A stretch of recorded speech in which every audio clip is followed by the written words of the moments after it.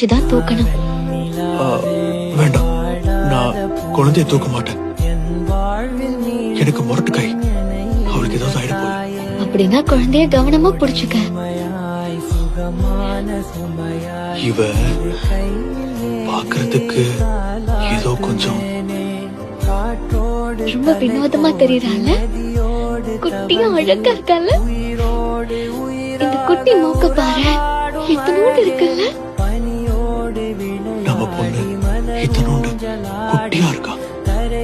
இவ இந்த உலகத்துல எப்படி வாழ்வா? ஏதாவது நாய் இவளை கவிட்டு ஓடிடுச்சுன்னா? ஐயா, இப்பவே கவலைப்படுறியா? நீதான் இரும்பு நெஞ்சமாச்சே. இவளை பாதுகாக்க நாம இருப்போம். நம்மகிட்ட இருக்க எல்லாத்தையும் கொடுப்போம். ஆனா